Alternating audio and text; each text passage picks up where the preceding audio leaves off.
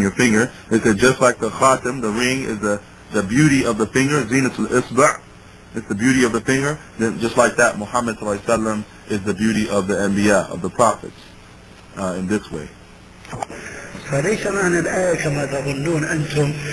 So they say, therefore, the meaning of the ayat of this verse is not like you all understand, you Sunni Muslims and you Arabs. Meaning that we understand it to mean that he is the last of the prophets.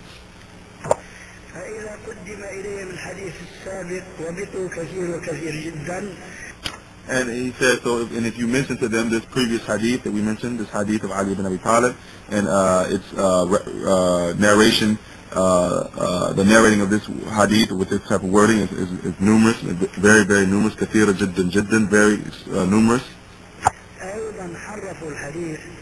He says, likewise, they will distort the meaning of the hadith.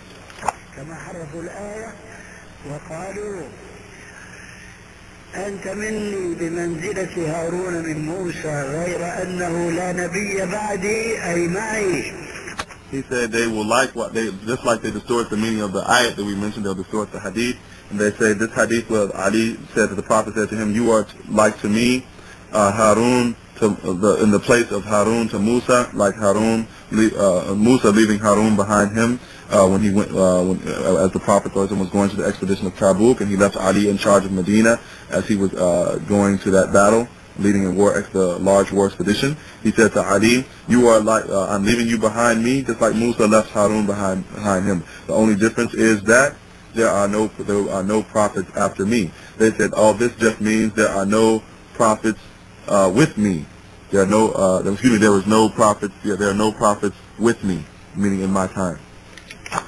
أما بعد ما أنا أرتفع إلى الرفيق الأعلى فيأتي بعدي.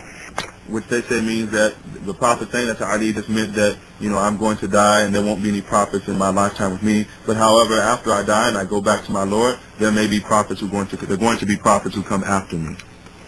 فمعنى الحديث لا نبي بعدي أي معي. So they say the true meaning of the hadith when the Prophet said La nabiyyun ba'di, there's no prophet after me. He said this means, they say that this means meaning no prophet with me, meaning in my lifetime, while I'm living.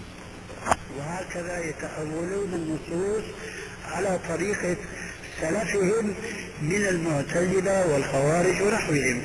He says, so the Shaykh says, likewise, thus we see how they distort the interpretations of the text of Quran and Sunnah, just like was done by their predecessors before them, who were the Mu'tazila and the Jahmiyyah, the Mu'tazila and the Shia and others like them, others the Khawarij and others like them. إذن بارك الله فيكم هنا بيت القصيد لا يكفي أن نقول الأصلان القرآن والسنة هما مرجعنا فقط. So the Shaykh says, so here is the line that we need to pay attention to, the line of wording that we need to pay attention to.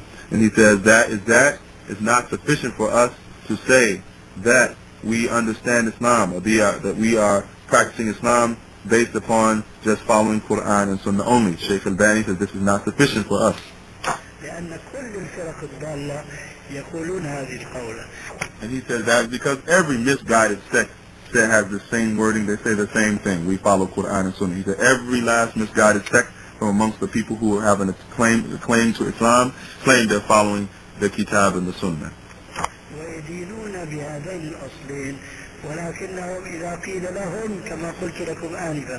And he said that they also take these two principles, the Quran and Sunnah, they say that this is from their deen. I mean, they practice Islam based upon the Quran and Sunnah. But he says if you say to them, like I alluded to earlier, like if you say to them what I said previously,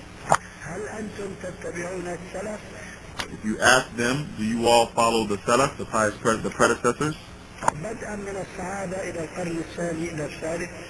Extending all the way from the Sahaba, then to the second generation, and then to the third generation, do you follow their understanding, those Salaf al-Salihun, those righteous predecessors? He said you will find that their answer will be no. نحن الرجال وهم الرجال. We are men and they are men just like us. There's no we're not obligated to follow their understanding. Yes, we follow Quran and Sunnah, but why should we have to follow them, their interpretation? فدعوتنا إذا يجب أن تفهموا جيدا. So the Shaykh says, therefore our da'wah, the da'wah of the da'wah to Salafiyyah, he said it's important and necessary that you all understand it well. Understand it and understand it well. وهذا بيت القصيد من هذه الكلمة التي سنحت في خاطرتي حينما سمعت ضجتكم بآمين قبل تأميني أنا. So the Shaykh says, this is the important goal of my talk, my discussion, that which I began with at the beginning of the lecture, when I heard you all's rushing to say, rushing in loud voices and saying Ameen, preceding me and saying Ameen when I was saying Ameen in the prayer, you all praying behind me, and when I heard you all saying the Ameen over me, this led me to this discussion, which was the first thing we began with discussing at the beginning of this khatira, this lecture.